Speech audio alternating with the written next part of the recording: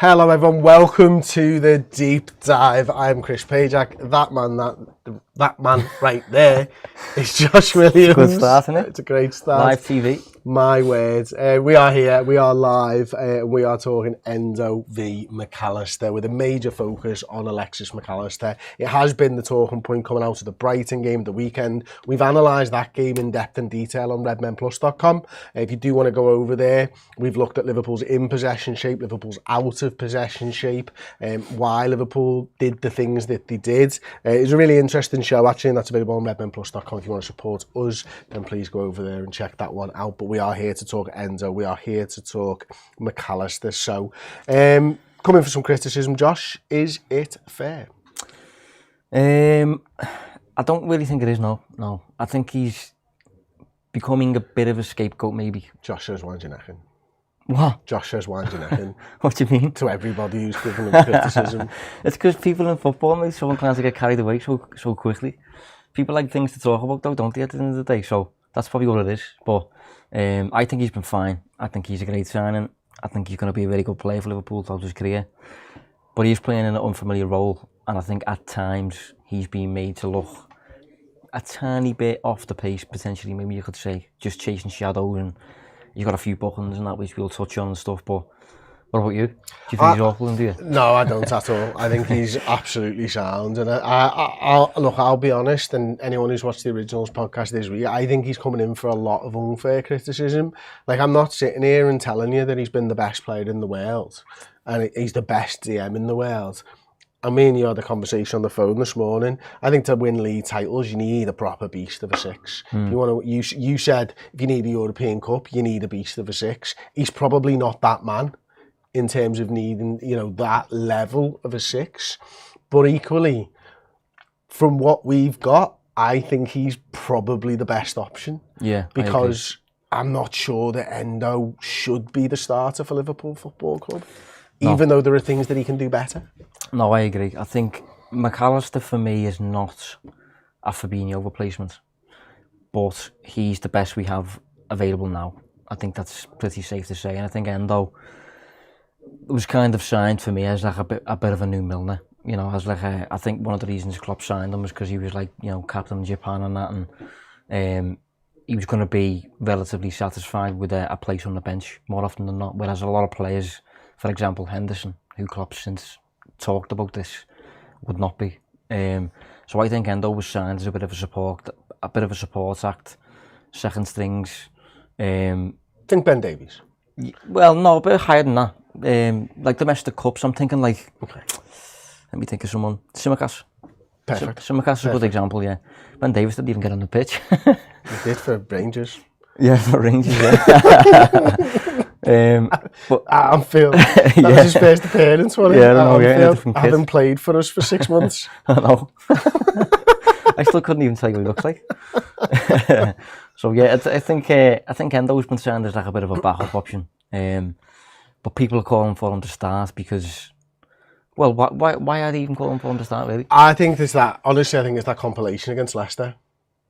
The Mac Allister one? No, the Leicester one? The Endo one. Like, I think Endo's better on the ball than you think. Yeah. My problem with where I sat for the Auto Cup schemes now for a few years, right on the halfway line in the upper Kenny, it is as good a view for tactics of a football match as you are ever getting in any ground anywhere in the world, right? And my problem with Endo in that is his positioning isn't the best, which is a bit mad because he's the DM.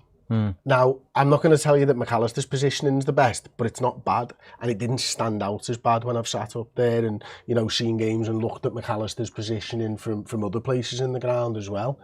Like, on the ball, I thought Endo was absolutely fantastic against Leicester. Like a real revelation. Didn't think he had it in him type of performance on the ball, but out of the ball, I was worried. Me and Paul were messaging during half time, and I was going, I don't like Endo's positioning on a lot of these things. Now, we were up against Leicester, and I think he's been really good against Union Saint-Gilloise, and he's been really good against Leicester, and he's been really good against Lask. But those three teams, like Leicester's, you think of Leicester as a Premier League team, they're not anymore. No. And they've lost players since they got relegated.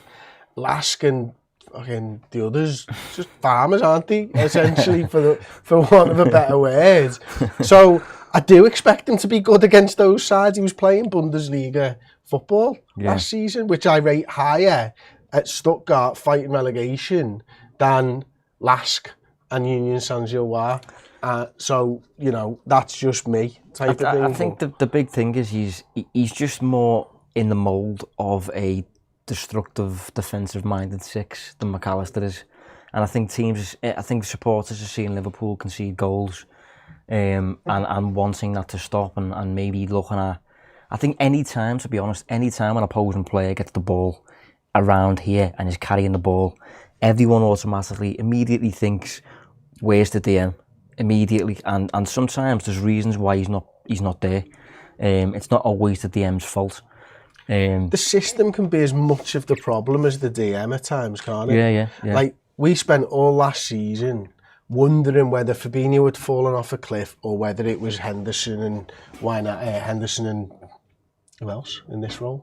Thiago, maybe. And the press fell off a cliff. And the press, so Mane left and all like that was system. But also, I think Mac Allister's actually been better than Fabinho was last season already, and he's a player out of position versus a player who was perfectly in the right position, who was shit last season. Do you know what I mean? So, when you compare, he's not the Fabinho replacement of 2-3 years ago, but he's better than Fabinho was last year. Yeah, I think the big thing is he is a holding player. That's the main thing. I think my worry would be if, say for example, when he was talk of Gravenberch playing there as the six, he still is to be fair, or Jones playing there, you just know with Gravenberch and Jones, do you want to do that all day? Yeah. Really athletic and industrious and box to box basically. Mac Allister, you watch Mac Allister play, it's at his own pace. It feels almost like Manchester City pace. He lets the ball do the run for him. He's ahead in his own mind, as opposed to being, a player who puts his physical qualities on the game. So Mac Allister's just a lot more just chilled, just relaxed, and he's a lot more in the mould for that reason of a holding midfield player like a Fabinho. Maybe he's going to do about as much running as Fabinho is. So I think he's capable of doing what he's doing temporarily, maybe for a season or something like that. But I do think if you look at the evolution of this team and maybe hitting the same heights as the last team, you probably do look at a real genuine six and maybe move Mac Allister here to fight it out with Jones and Gravenberch or whatever, or maybe even there or something. But I think for now he is doing a job in the role. He's doing it to a decent level, which we'll touch on.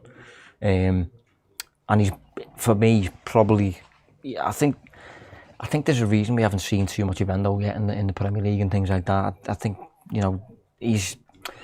I'd like to say he's better than he is, but he's not. There's a reason he's played in the Bundesliga for his whole career, and he's 30 years old now, and the numbers suggest he's suffered a bit of a physical decline over the past 3 seasons. So he is what he is. He'll be a good player for us, but I think Mac Allister for me is the obvious starter. And I think so. I did wonder actually this week, Josh, whether Klopp's got Gravenberch for this position. He's got Szoboszlai, he's got Elliott, he's got Jones, he's got Mac Allister. There was a part of me wondering whether is there something in his head where he goes, if I get this system right, Mac Allister could play there permanently because of the options that he's already got in this situation, where you go, bloody hell, Gravenberch, Elliott, Szoboszlai, Jones. Can I find a way to make Mac Allister work behind them? Would you be tempted if you were Klopp, if you believe it was the system, not the player? It is possible. It is possible.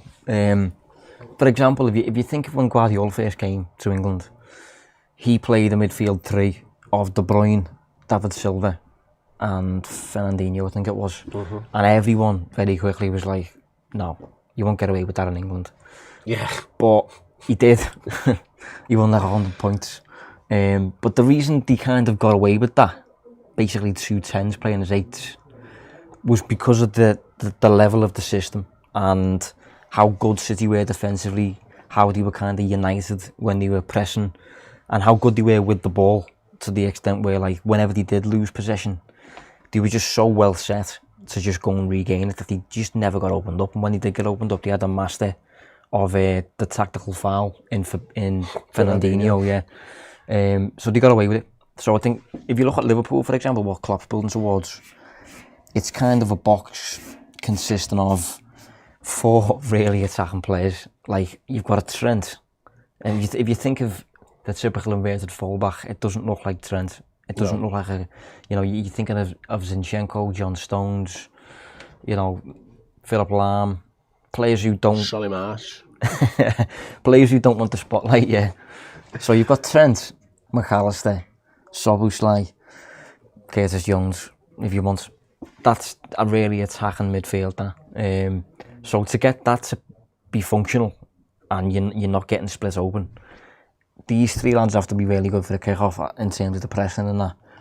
And the back 3 needs to be really on it. And there's still maybe some question marks regarding Robertson as this wide centre-back. I think Van Dijk's fine, absolutely fine, but there's some question marks as to whether he's as good as he was. And then Kanate, he's kind of in and out the team a little bit, and Matip's contract runs out next summer. So I think it's possible that Mac Allister could just still be there in 18 months. But if Liverpool have aspirations to win the 2 big ones, the Premier League and the Champions League, everything else will have to be really, really good for that to work. Like, yeah, I agree with that, mate. And let's focus on some of the stuff that Alexis Mac Allister has done then in the 6, because there's been a lot of talk of, can't play that role. What do the numbers suggest to you? Well, I've said this every week for the past couple of weeks, so I'm going to say it again. Caveats, it's too early for this. We shouldn't be looking at the numbers after about 25 minutes of football, but the demand for content is real, so we are. But this is the kind of the best defensive gauge we have in the public space, which is still not very good. That's something that we're still working on in terms of the data space, trying to judge how good players are defensively. But if you want to look at just regaining the ball, you look at tackles and interceptions on a per 90 basis, and that is the top 25 players in the Premier League this season. Midfielders only. And everyone there has played a minimum of 360 minutes, which is the equivalent of 4 full games. And people might be a bit surprised that Mac Allister is he sixth on the list for tackles and interceptions, just behind, funnily enough, Sheikh Doucouré, who Liverpool were linked with for 70 million to be this new 6. João Palhinha off the scale, as we know. That's why Bayern Munich were trying to get him. That's why we were talking about him, even though he's like 28. But is that surprising? It was to me. It certainly was to me, because look at Declan Rice, for example. £105 million. And that's quite a big drop-off, actually, from Mac Allister to Declan Rice. Obvious caveats of some teams have more possession than other teams, more options are available to you. But Liverpool being one of the possession sides of the league, you would think he'd be further down. Yeah, one thing we should throw also in there... Also the red cards. Yeah, red cards, yeah. One thing we should throw in there as well, just... This does not mean Mac Allister is a better 6 than Rice. There's more to it than that. But this is just kind of painting a bit of a picture of, for those who think Mac Allister's getting bypassed every 5 minutes, he's not really. He's regaining the ball a fair amount for Liverpool, and he's regaining the ball more for his team than every player in the league, with the exception of 5 lads. So that will probably be a bit of a surprise for a lot of people. And Yves Bissouma has had an unbelievable start of the season. Yeah, Marvelous Nakamba's playing for the worst team in the league, who never got the ball. So he's benefiting from that. João Palhinha's far and away the best, and was last season as well. Yeah, he's an absolute ball-winning machine, to be fair to him. We know Casemiro suffered a bit of a decline this season. Idrissa Gueye last season was one of the big ball winners. This season maybe fallen off it a little bit. Edson Alvarez was Rice's replacement for West Ham. He was linked with Liverpool a little bit. We talked about him on the deep dive, I think, a little bit. But he's regaining the ball about 3 times for West Ham compared to Mac Allister. Both 5 for Liverpool. So he's doing well in terms of that sort of that element of the game. Like. Yeah, and I think, again, there are other things that come into it. I mean, a lot of people might be screaming at the device now, going, "But Chris, what about that one where he got leg passed?" And I ain't gonna argue with you. Yeah. He got absolutely leg passed, and it didn't look like he had anything in the tank to be able to get back. That's inexcusable for me as a Liverpool player. But one thing I will caveat it with is, this is also a lad getting used to 2 games a week and getting into the rhythm of that, because just because Liverpool are used to the rhythm and the patter of 2 games a week doesn't mean the new lads are. Yeah. I mean, one of the things I will touch on with that is in terms of, like, you know, if you get done or whatever, one issue I do, it's not even an issue really, it's just something that I've picked up on, but in terms of his pass completion, just finding his teammates with passes, he's about on average with Fabinho. So he's finding about the same, you know, completing about the same number of passes Fabinho was. But I think compared to Fabinho, he's a bit more inclined to take a risk. Yeah. And to say he's on the ball here, Szoboszlai is floating there in space or whatever, Mac Allister will see that and try it immediately. And he'll try and play those really cute, incisive passes through the lines. If they get intercepted, you've got Szoboszlai and Jones ahead of the ball. Maybe you've got Trent in a bit of a mad space, different between, you know, his 2 different positions in that. So you've got Mac Allister, like, you know, something like that really. And when he did that for Brighton, he had Caicedo next to him. So if he did try a risk and it didn't come off, and you immediately face a fire, you immediately face a counter-attack, Caicedo would extinguish the fire. Mac Allister at the minute is trying the same kind of passes, but if it doesn't work for him, it's then on him to extinguish the fire. He's got no safety blanket, is what you're telling me. He's the safety blanket, really, isn't he, for this team? So I think that stung him a little bit in certain moments, and that's why maybe you would want him here trying those things, because if he tries it and loses it or whatever, you've got a lad behind him then sweeping up for him. But he's trying to play in the same kind of creative, inventive way, while also having the responsibility of, I've got to regain this if I lose it. And that's not the same for Szoboszlai, for example. It's not even really the same for Trent to an extent. So I think that's kind of a new dynamic that he's getting to grips with, and I think that's what's made him look the worst for me. That's what's made him look bad.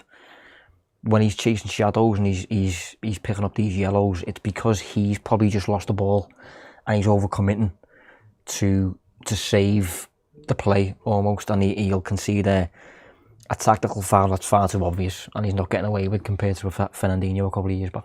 I think that some really interesting points there, and excuse me, for me, I think does this come down to, Josh, that he's only played this position a handful of times for Liverpool. It's a mad one. No matter if you've played alongside Caicedo or not, playing with a Trent and sometimes without a Trent is completely different to playing alongside Caicedo for 90 minutes every single week. So I suppose the question is, right, he's not been the best. I think we've established he's probably not been the worst, Josh. Is there room for improvement, and can you see him improving in this? Yeah, I think there's room for improvement. There's a lot of room for improvement around him in terms of the makeup of the system, and there's room for improvement in terms of his decisions of when. To be honest, that was one of the big things I liked about him coming in, that he seemed to be such an intelligent player who just never made a mistake. But because he is playing as the deepest midfielder in the team, it stung him a little bit when his little progressive passes have been intercepted. So I think he can work on that, when to do that, when not to do that. Maybe playing a little bit safer and maybe playing balls towards the flanks a little bit more potentially, rather than right through the middle. Because if you do concede the ball here, you are then susceptible to a dangerous counter-attack, aren't you? Absolutely. And those dangerous counter-attacks, unfortunately, have led to a lot of fouls. Yeah, exactly. And those fouls have stemmed from him kind of... I don't think his recovery pace is great. But Fabinho's wasn't, to be fair to him. But that again makes him look bad. If he loses the ball, counter-attack conceded, a lad progresses beyond him. Mac Allister running after someone, it just doesn't look great, does it? No. He looks slow, and as a result of that, he's committed a few fouls, which we can touch on, really, can't we? Yeah, so we can bring up the second viz now. You can talk us through it, Josh. Yeah, so this is... number 1. I was going to say that, yeah, I left them in there specifically. This is the Premier League this season. All players with a minimum of 450 minutes played. So that is the equivalent of, I think it's 6 Premier League games. Matt could be off there. And that's just fouls per 90 minutes. Mate. What? 5 in it. 90, 5, 180, yeah. 360, 450. On the spot live stuff there. But yeah, that's fouls per 90.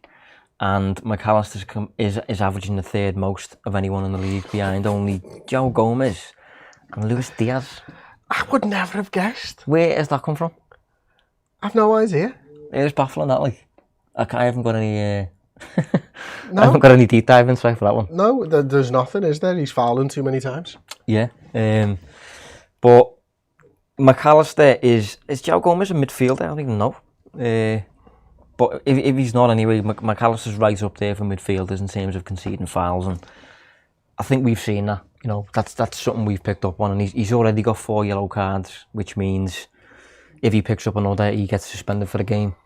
And he's only played, I think he's played about 6.2 90s so far. So to already have 4 yellow cards suggests you've been basically chasing the play a bit. You've been, you know, your position's maybe been a little bit off. You'd give the ball away a bit too much and sacrifice yourself to stop the play.